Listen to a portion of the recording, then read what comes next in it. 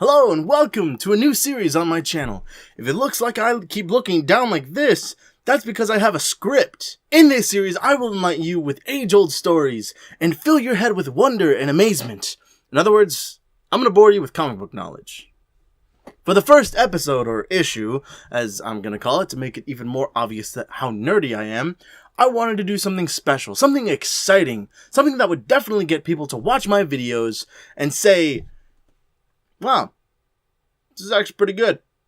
I wanted to go over the history and story of the astonishing, the world-renowned, the amazing Spider-Man, my favorite comic book character. So I got to work. With my trusty subscription to Marvel Unlimited, I started reading Spider-Man's adventures from the beginning, hell-bent on giving you guys an easy-to-understand list of issues, arcs, and important events for you to go and read, so you can get caught up and read his latest adventures. Only about 13 issues in, I realized, holy crap, there's 50 years of continuous stories. I can't, that's a lot of reading I have to.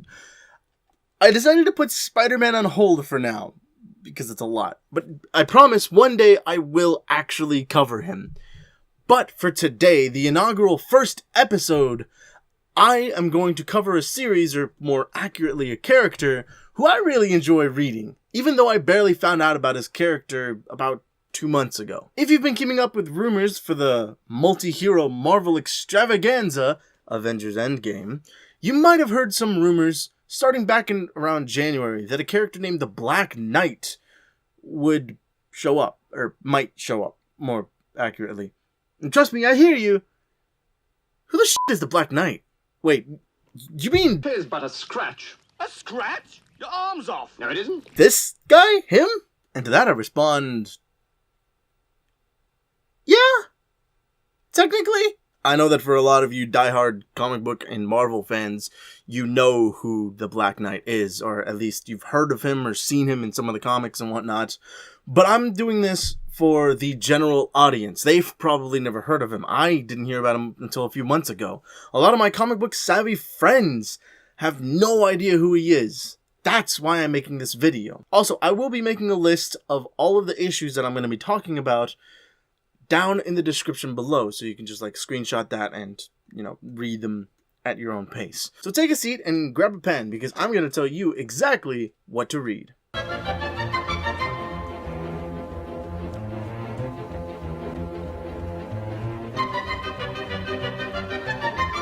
So the story of the Black Knight spans quite a bit of time, in all senses of the word. First off, I technically wasn't lying. The Black Knight that we're going to be talking about today is actually the same Black Knight that you just saw. Well, it is, but it isn't. It's an alternate version. In the original legend of King Arthur, the Black Knight was a knight who wore black armor and usually ended up fighting either Arthur or one of his knights. Take, for example, the Monty Python version that we just saw. This guy. I'll bite your legs off!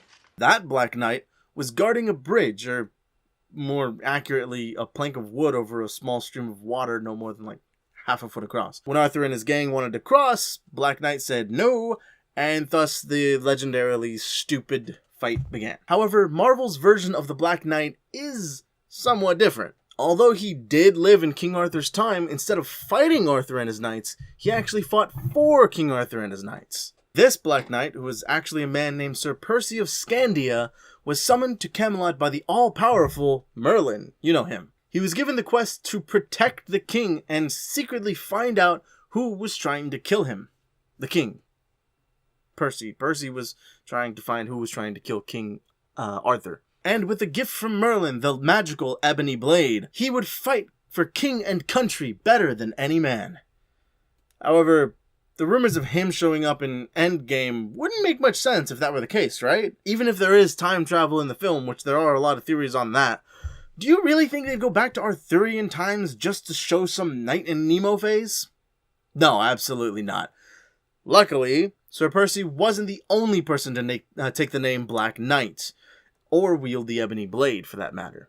In fact, it's more of a family tradition, or curse more accurately, to take on the mysterious persona. And back when Marvel was still fleshing out a lot of their characters, they also made the newest and most recent version of the Black Knight, a guy named Dane Whitman, a direct descendant of Sir Percy, who, with his powers and abilities, decides to join the Avengers. That is who will most likely show up in Endgame, if the rumors are true. But enough about rumors. Let's get into the actual fun part of this series. First off, we have to go back before Spider-Man was around, back before the Fantastic Four was around, even back before Marvel was Marvel. I'm talking back when Marvel was still Atlas Comics. That was a long time ago. Created by the one, the only, the late godfather of comics himself, Stan the Man Lee, and illustrated by the late Joe Maneely, The Black Knight issue 1 was printed in 1955. The original art was very poppy and definitely screamed medieval, and I loved it. The original Atlas printing had 5 issues in it, and a very episodic style story of Sir Percy donning the Black Knight armor and wielding the unbreakable ebony blade. If you're looking for a place to start the Black Knight series, there's no better place than the beginning.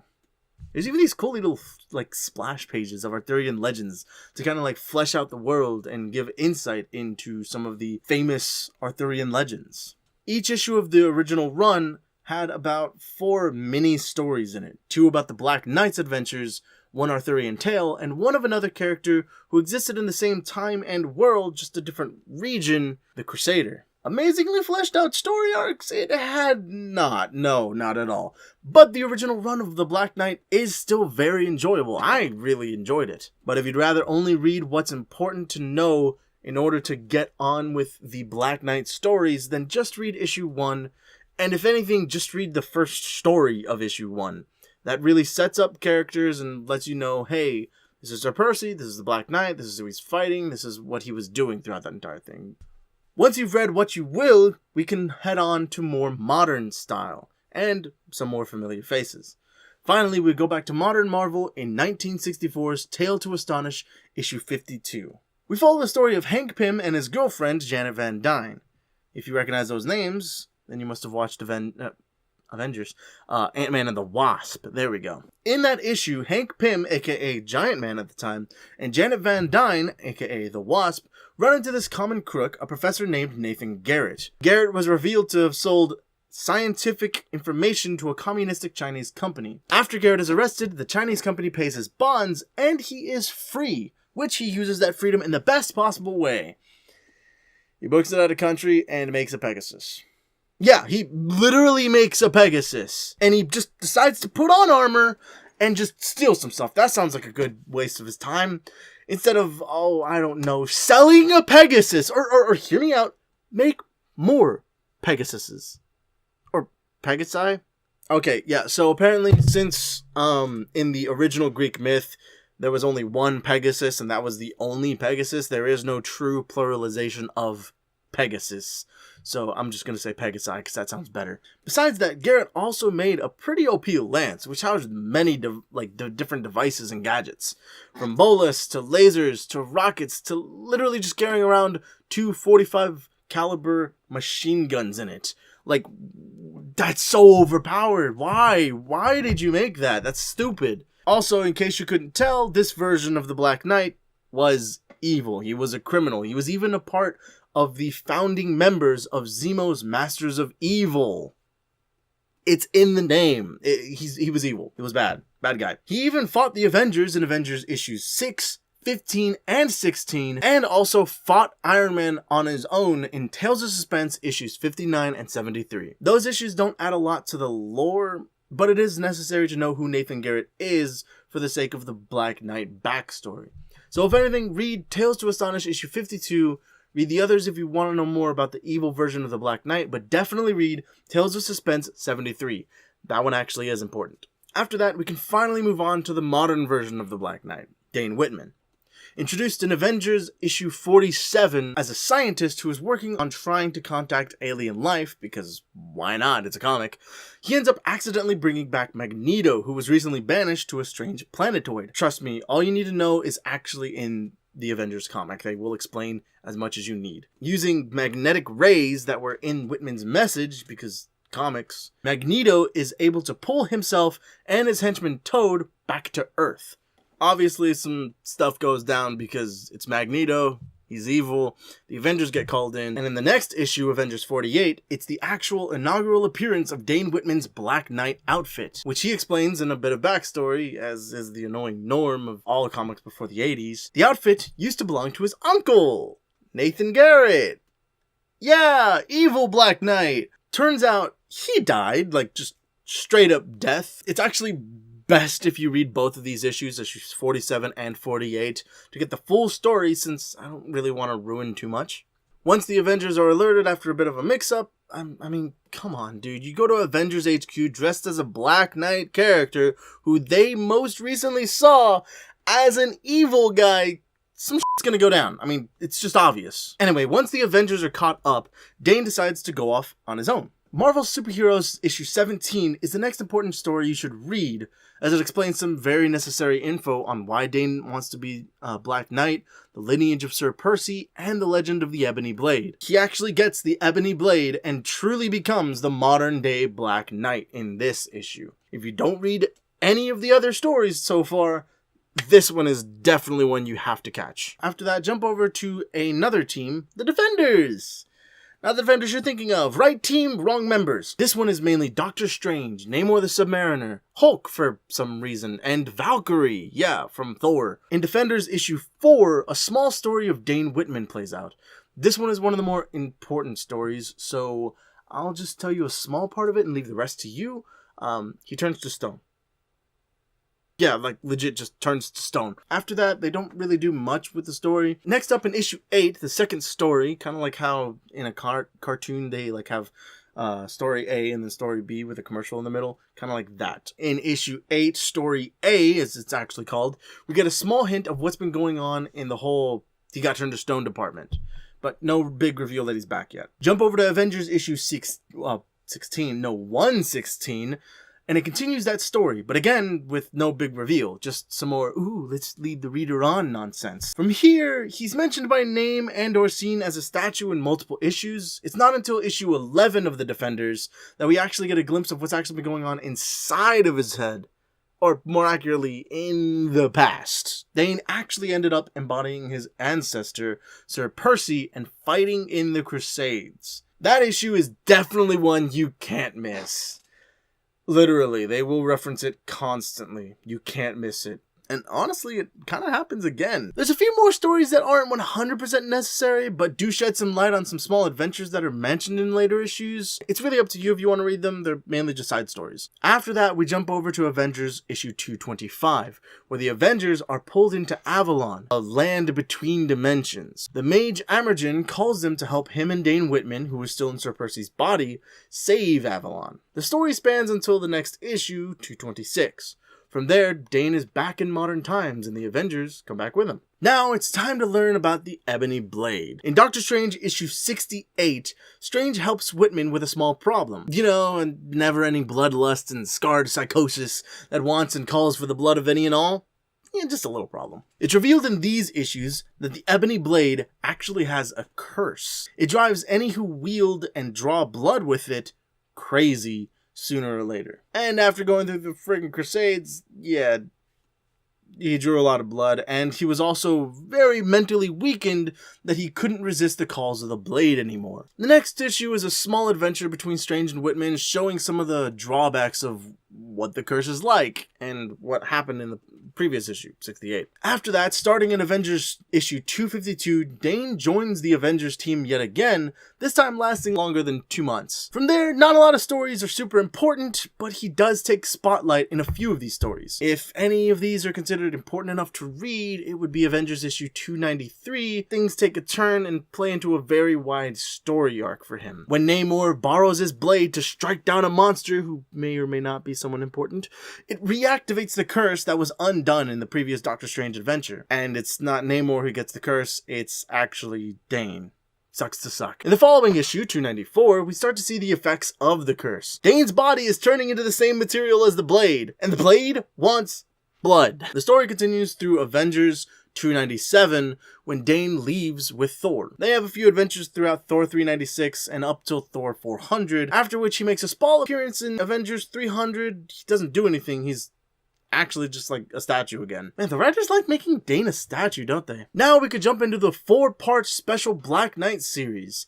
In this series, the Black Knight finally becomes mobile again. However, it's not Dane. Well, it's his body, but it's Sir Percy's soul inside him. Through the story, we see the struggles to restore Dane to his body and clear the curse yet again. After that, he joins the Avengers in issue 329 and makes constant appearances ranging from talking to starring to just standing in the back for a frame and even leading the Avengers when Cap is missing. The next important issue is a bit of a time jump, so there's one thing you need to know. After being freed of the curse of the Ebony Blade, he decided to hang it up and made a laser sword instead. Then we start a new storyline that completely affects the history of the Black Knight. Jumping into Avengers issue 361, the story follows a sorceress named Circe and Dane as Circe starts to grow a little uncontrollable. Also, there's a love triangle somewhere in there, but that's really just 80s love cliche thrown in. Now we're going to jump over to Avengers issue 373 and start a story that pulled Dane once again out of the story for a good chunk of time. A man called Proctor is trying to find Circe and seemingly kill her.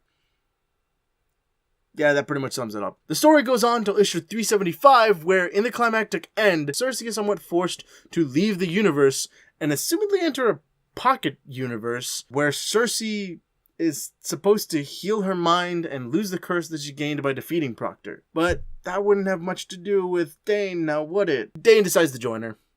He goes into a pocket dimension. But it's also where things get interesting. Remember how I said Dane goes into Sir Percy's body happens again? Well, yeah, we did go over the story where Sir Percy went into Dane's body, but the next story we're going to cover makes Dane inhabit one of his ancestors yet again. This time, however, it's not Percy, it's another Black Knight known as Eobard Garrington. After that, there's a bit of a gap yet again. How he and Circe return to this universe is in some comics known as the Ultraverse. Owned by Marvel, but published by Malibu Comics, the Ultraverse is technically Marvel Universe Earth 93060. Now I see why people are intimidated by comics, like holy crap. Either way, in an alternate universe, Dane becomes the leader of Ultraforce, and after a while, finally makes his way home. I didn't really read the Ultraverse comics, sue me. Oh, and somehow the connection between Dane and Circe was severed and he returned to the Marvel Universe without her. I mean, I'm not going to fight her. Are you going to fight it? I'm not going to fight it, no. Once back, he jumps around a lot, going from heroes to hire alongside Hulk, Iron Fist, Luke Cage, and others, then back to the Avengers a few times, over to Excalibur, Avengers again, and even in the big Justice League Avengers crossover series. However, it's not until the early 2000s that he starts his new Excalibur adventure. In New Excalibur issue 10, we get a much better glance at the history of Sir Percy. Dane has, in the present, made his family estate into a museum of all the Black Knights in history. However, for some strange reason, the Lady of the Lake, way back when, decides now is a good time to send Sir Percy into Dane's body yet again to draw the British team Excalibur back in time to save Camelot. Through these next 3 issues, concluding in issue 12, we see the team fighting side by side with King Arthur, Merlin, and the Black Knight of the 12th century, Sir Percy himself. This is a pretty important read, honestly, because it opens more secrets to the history of the Black Knight lineage. Speaking of secrets of the history of the Black Knight lineage, I should also mention the short 4-part series called The Black Knight. Not the one where Percy took control of Dane's body. That one was back in the 80s. This one is in the 2000s. 2009 to be precise. In this short story, we actually jump back to Sir Percy's time, where it's revealed Sir Percy had a brother, Lord Richard of Scandia. The story shows how Merlin reached out to Richard to find the Ebony Blade. But as Merlin is telling Richard of the quest, drunk Sir Percy fumbles in and says that he wants to go on the quest too, because he wants to prove his mettle, or some bullshit. It has a very touching and surprising, yet not surprising, end, so I'll save the rest for you to read. It is important to read for sure, but it's up to you when to read it. You can read it after the new Excalibur storyline, or you can read it immediately after the original 50s run, or even read it before everything. I saved it till this point in the video because I wanted to show you how much time had passed before they decided to go and do more with this original story of Percy, which had predated Marvel. Also, don't think you're safe from the whole they used the same name as the previous series and restarted the numbers gimmick. We have one more comic that takes place in olden times, Mystic Arcana issue 2.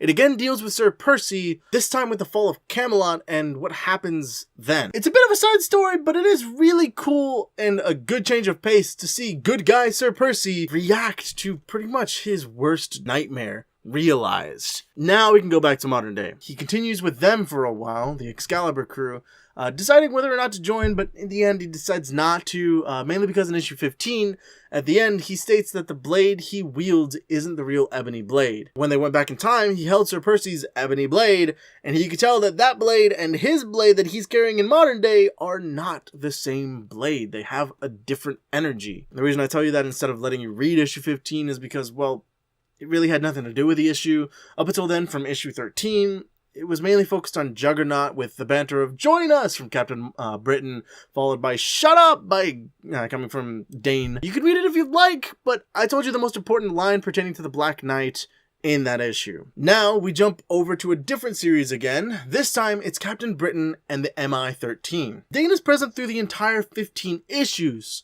The ones that are the most important are a part of the Secret Invasion Skrull War event. Honestly, it's all a really good series and there's not that many issues. If you want only the most important bits though, read issue 5 through 9, then cut to issue 15. The rest is a good story, but unnecessary. Now we make a quick jump over to the Original Sins issue 2. And notice, it's Sins with 2 S's, not Sin. That's a different series taking place at the exact same time. In story A of issue 2, we're greeted with a new face, a woman named Rebecca Stevens. She's an author and historian who studied the history of the Black Knight and wants to help Dane. She's important. After that, we can finally wrap up with a 5-issue series, once again called The Black Knight. This time, it's Dane shown in a whole new world known as Weird World. Here, he's king. Don't think I left anything out. That is actually the story change. The series covers how he got there and why he stays. Yeah, he stays there, and that's where he is right now. Marvel hasn't done anything with him since, so in Weird World, he resides.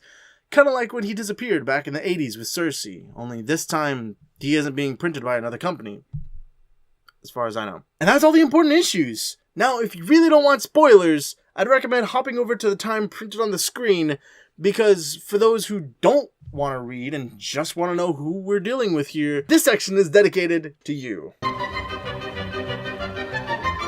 If you didn't catch my last spoiler warning, or you didn't see the title card just come up, this is the summary section.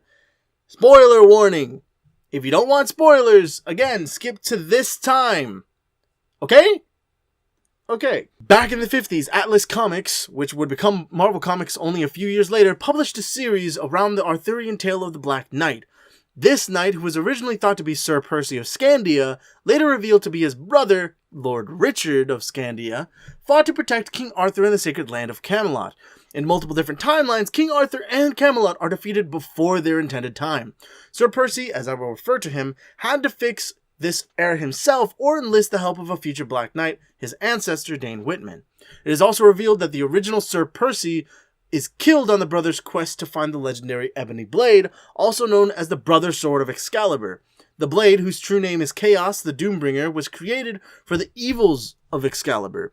In order for Excalibur, the King Blade, to be pure as possible, the evils needed to be extracted. But Chaos had a curse. The evils done with the blade would stay with the wielder of it, and cause them to go mad for blood. The true Sir Percy was killed, and Richard took his name in his honor and to never forget the evils of the blade. Later on in the 60s, once Marvel wanted to create a new villain, they added a version of the Black Knight, this one being Nathan Garrett, and pitted him against Giant Man and the Wasp. He would escape and be a founding member of the Masters of Evil. Later on, in his second fight against Iron Man, he fell off his Pegasus and sustained many wounds. Calling up his nephew Dane Whitman, he told him his misdeeds and asked Dane to clear up the family name and bring honor back to the Black Knight name. Dane becomes a heroic modern version of the Black Knight. Dane then inherited Garrett Castle, and while investigating it, originally intending to sell it, he finds a secret passage leading to a brazier that he lights up, which then summons the spirit of Sir Percy. Percy tests Dane to see if he's worthy of becoming a Black Knight, and finds him so. He entrusts the Ebony Blade to Dane.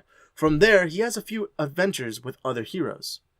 In one story, he gets turned to stone by the Enchantress, where his soul gets sent to the 12th century Britain, and inhabits Sir Percy for a time, before being sent to Avalon, which is a dimension between the Marvel Universe and a destructive force that could wipe everything. With the Avengers' help, he saves Avalon and finally comes back to Earth. In another story, Dane finally learns of the curse of the blade. A short time later, Namor borrows the blade to strike down a monster, causing the curse to reactivate for Dane. He starts to become the same material as the blade and craves bloodshed. Once he is completely overtaken by the curse and unable to move, considered a statue again, Sir Percy's soul enters Dane's body, and through a series of events, clears the curse and returns Dane to normal. Later, we're introduced to Circe, who is a sorceress who has feelings for Dane, but Dane has feelings for Crystal, who is married to Quicksilver. Nothing like a good old triangle, huh? Circe's power becomes too unstable, so the Avengers decide she needs to be controlled. She suggests a Gan-Jossen, a magic connection between two people, much like marriage, but dialed up to 1,000. Dane is forced to accept. After another character named Proctor starts causing some trouble, it's revealed that he is a Black Knight from another dimension. His Circe chose another over him even after the Gan-Jossen. Proctor vowed to travel across dimensions and universes, killing every last Circe he came across. This Circe was the one to defeat Proctor, using his own ebony blade to strike him down. Circe gains the curse of the blade and is forced to leave the universe to clear her curse and restore her disintegrating mind. Dane decides to go with her. The two come back to the universe but end up in the 12th century, this time Dane inhabiting Eobard Garrington, another Black Knight. After Eobard sacrifices his life to save Dane, he and Circe travel to another universe known as the Ultraverse. There, Dane and Circe finally break the Gan-Jossen, as it was no longer necessary, and then somehow return to the Marvel Universe. I'm not really sure how. I'm not going to read the Ultraverse comics. Fight me. Next, he teams up with the Excalibur and the soul of Sir Percy to go back in time and save Camelot and King Arthur, as mentioned before. During this adventure, Percy reveals to Dane that there were 8 others who wielded the ebony blade but succumbed to its chaos, all in the span of a few years. He, Percy, was the only one who could wield it and not succumb. Even letting Dane hold it, Dane felt that it was far stronger than the ebony blade that he wielded in his time. Once all of them return, Dane realizes that the blade he wields is not the same one as Percy's and finds the blade hidden in Wakanda. Later on, we see Dane hidden away in his apartment when a woman named Rebecca Stevens tells him that she knows of the blade's curse and that it's driving him mad. A few issues later, she is proven right when, in a fight against some villains, Dane, fighting alongside the Avengers, strikes and kills a villain. And he even seems to fight off some of the Avengers. He gets transported to another world known as Weird World, not really sure how.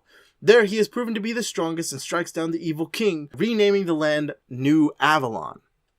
The Avengers, led by Captain America himself and Rebecca Stevens, go to find Dane and bring him back. When they defeat him, they lock him in the castle and take the blade. But before they can get back to Earth, Cap, who was holding the blade, becomes obsessed with it and falls victim to the curse. Seeing the danger, they release Dane, who then goes and fights Cap, defeating the threat by bringing back the feelings of friendship locked in Cap. The Avengers decide to leave Dane in New Avalon and leave the blade in his care, knowing he is one of the few who can wield it best. Rebecca decides to stay there with him to watch over him and take care that he doesn't get consumed by the blade. And there he stays, at least for now. And that's it! The entire history of the Black Knight. Again, I will leave all of the issues I mentioned in the description below, and I will mark the important ones with an asterisk. That way, if you want to skip what isn't necessary, you can immediately find which ones are. So what did you guys think of the history of the Black Knight? I honestly didn't know about this character until recently, but researching the story was one of the funnest things I've done in a while. It actually got me to find out about new characters that I never would have known about and read stories that I never would have read. Whatever you think, leave it in the comments below, and if you have any suggestions for another video, let me know about those too. I would prefer Marvel because 1, I like Marvel better, and 2, I have a subscription to Marvel Unlimited. But if you suggest an interesting enough character, I might just have to do some even deeper digging. Also, don't expect this series to be a weekly or even bi-weekly series. It will be a monthly or even a bi-monthly series, since I have to look up and research these comics myself. Either way, I hope you guys enjoyed this little trip to the past. If you did, strike down that like button or leave a comment. I hope to see you guys in the next video. Until then, I'll be here reading some comics. Excelsior!